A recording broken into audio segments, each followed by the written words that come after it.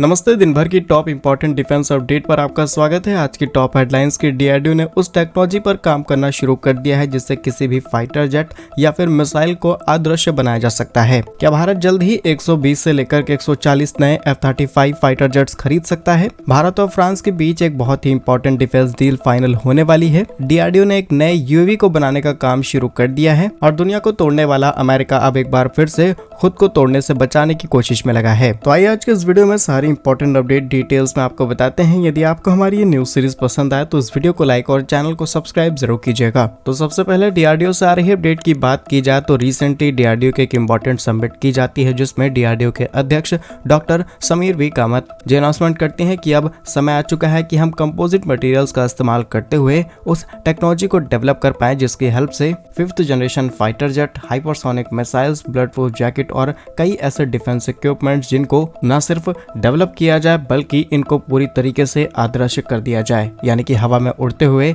ये हथियार किसी भी रडार की पकड़ में ना आए। डिटेल्स की बात की जाए तो रिसेंटली पुणे के अंदर 2 डे एक नेशनल कॉन्फ्रेंस की जाती है ऑन कंपोजिट। इस कॉन्फ्रेंस में कहा जाता है कि ज्वाइंटली ऑर्गेनाइजेशंस को एक साथ लाया जाए जिसमें रिसर्च एंड डेवलपमेंट एस्टेब्लिशमेंट, इसके अलावा Pune based facility of DRDO, साथ ही society for advance materials and process engineering, इन सबको एक साथ मिलकर के काम करना होगा सो दैट हम इस टेक्नोलॉजी पर बहुत तेजी से आगे बढ़ सकें। और ऐसा नहीं है कि पहले इसे डेवलप नहीं किया गया बल्कि कुछ बड़े एग्जांपल्स जैसे कि तेजस विमान, इसके एयरफ्रेम को जब डिजाइन किया गया तो इसमें 45% कंपोजिट का इस्तेमाल किया गया है जो कि सरफेस पे तो आपको आसानी से दिख सकता है लेकिन 90% हिस्सा वो कंपोजिट से बनाए गए हैं, इसलिए इस विमान को आसानी से स्टेल्थ विमान कहा जा सकता है। अब भले ही किसी भी विमान को स्टेल्थ टेक्नोलॉजी के बेस पर डिजाइन न किया गया हो लेकिन इस्तेमाल होने वाले मटेरियल से उसको काफी हद तक स्टेल्थ किया जा सकता है। इसी के साथ डीआरडीओ का कहना है कि भारत अपने जिस एमका यानी कि एडवांस मीडियम कॉम्बैट एयरक्राफ्ट पर काम कर रहा है, साथ ही साथ जो हमारा 5th जनरेशन फाइटर जेट होगा उसमें हम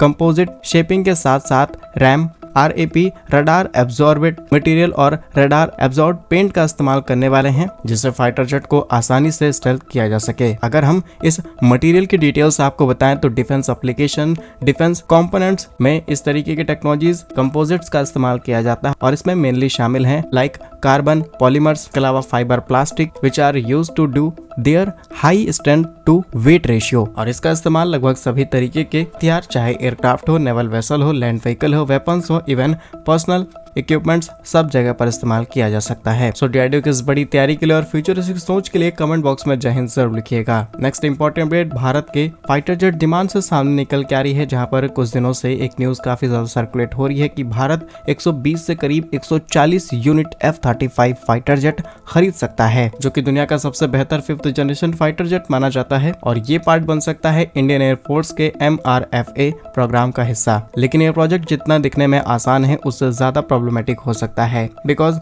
जो बजट होने वाला है that is around $25 billion F-35A को खरीदने के लिए बहुत सारी फाइनेंशियल प्रॉब्लम्स फेस करनी पड़ सकती हैं बिकॉज एक F-35A पर यूनिट की कॉस्ट अराउंड $80 मिलियन के आसपास है और सिर्फ फाइटर जेट की कॉस्ट है। इसके अलावा इसकी टेस्टिंग, स्पेयर पार्ट्स, बहुत सारी MRO और बहुत सारे कंपोनेंट्स की अलग अलग कॉस्ट जुड़ने वाली है। लेकिन अगर इन सब चीजों को कंबाइन कर दिया जाए तो एक फाइटर जेट की कॉस्ट करीब $200 मिलियन पहुंचेगी, यानी कि $1 बिलियन के अंदर हम सिर्फ 5 फाइटर जेट्स खरीद पाएंगे और इन फ्यूचर अमेरिका उसके प्राइस या फिर कंपोनेंट्स के प्राइस बढ़ाता है तो डेफिनेटली ये कॉस्ट इससे भी ज्यादा हो सकती है। फिलहाल ये तो रही बजट की बात, लेकिन हमें कुछ कॉन्फ्लिक्ट भी देखने को मिला है। रिसेंटली F-35 क्रैश हो जाता है और बहुत बुरी तरीके से इस फाइटर जेट की बदनामी होती है। एंड अनदर साइड रशिया ने अपने Su-75 के 4th स्टेज को डेवलप करने का काम शुरू कर लिया है और जल्द ही ये इंटरनेशनल मार्केट में आने लायक हो जाएगा। तो डेफिनेटली हम उस तरफ जा सकते हैं जहां पर रशिया भारत को लाइसेंस दे सकता है इसके प्रोडक्शन के, इंजन प्रोडक्शन के, असेंबलिंग के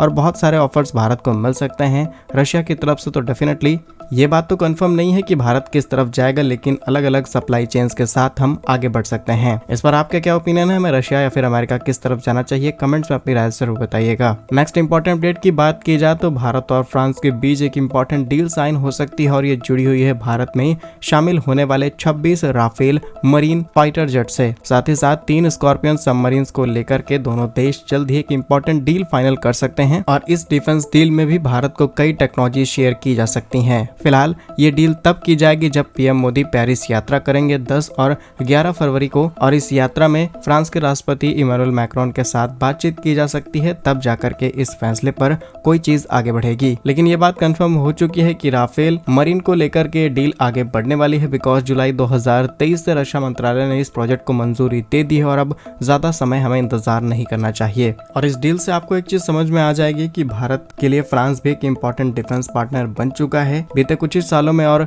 भारत के अंदर होने वाले एरो इंडिया 2025 के अंदर फ्रांस वो कंट्री है जो सबसे ज्यादा कंपनीज यानी कि करीब 35 कंपनियों के साथ अपने अलग अलग डिफेंस इक्विपमेंट्स भारत में लेकर के आएगा। फ्रांस के बाद अमेरिका दूसरे नंबर पर है, 25 या फिर 27 कंपनियों के साथ अमेरिका आएगा। लेकिन फ्रांस देखते ही देखते भारत का एक इंपॉर्टेंट डिफेंस पार्टनर बनता चला जा रहा है और मल्टीपल टेक्नोलॉजीज भारत को शेयर करने के प्रॉमिस किए गए हैं। तो फ्रांस की इस तैयारी पर आप क्या सोचते हैं, कमेंट्स में जरूर बताइएगा। नेक्स्ट इंपॉर्टेंट अपडेट डीआरडीओ से सामने निकल के आ रही है, जहां पर डीआरडीओ के अंडर काम करने वाली एरोनॉटिकल डेवलपमेंट एस्टेब्लिशमेंट, जिसे हम एडी के नाम से जानते हैं, अब ये एक बड़ा स्टेप लेने जा रहे हैं एक नए यूएवी को डेवलप करने के लिए, जिसे हम SR UAV के नाम से जानेंगे, that is Archer short range unmanned aerial vehicle. और डीआरडीओ की तैयारी है कि इसे इसलिए तैयार किया जाए ताकि हम स्मार्ट एयरफील्ड वेपन को तैयार करें, साथ ही साथ किसी भी मिशन पर हमें बहुत ही एक्यूरेट निशाना लगाना हो तो इस तरीके के हथियारों का इस्तेमाल किया जा सके। अब ये एक छोटा रेंज वाला यूएवी होने वाला है, जिससे निशाना लगाना काफी ज्यादा सटीक हो जाएगा। साथ ही साथ इसी के साथ इसकी कुछ टेक्निकल डिटेल्स को भी शेयर किया गया है, जिसमें IDRW की रिपोर्ट के मुताबिक इसका वेट करीब 125 किलोग्राम रह सकता है, रेंज 100 किलोमीटर के आसपास रहेगी और हर तरीके के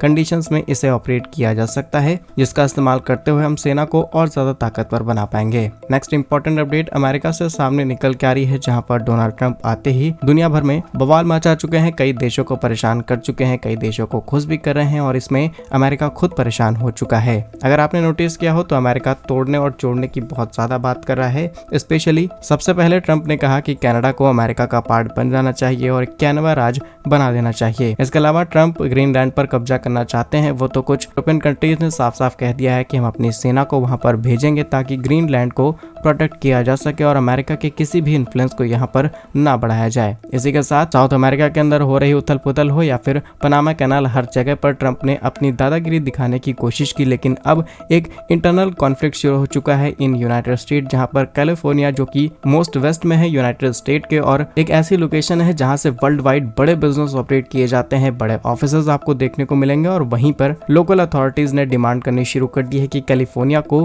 अमेरिका से अलग करते हुए एक इंडिपेंडेंट कंट्री बना देना चाहिए और यूनाइटेड स्टेट से जो इनका पूरा इन्फ्लुएंस है इसे खत्म कर देना चाहिए। साथ ही कैलिफोर्निया के लोकल डिपार्टमेंट्स और कई अथॉरिटीज ने इस प्रोजेक्ट को पास भी कर दिया है। अब हायर अथॉरिटीज के डिसीजन के बाद इस बात को आगे बढ़ाया जा सकता है, लेकिन पॉसिबिलिटीज बहुत कम है कि कैलिफोर्निया जैसी इंपॉर्टेंट लोकेशन अमेरिका से कभी अलग हो पाएगी। क्या कुछ सोचते हैं आप इन सभी खबरों पर, कमेंट्स में जरूर बताइए। भारत कैसे ही वीडियोस पाने के लिए वीडियो को लाइक, चैनल को सब्सक्राइब जरूर कीजिए। वंदे मातरम, भारत माता की जय।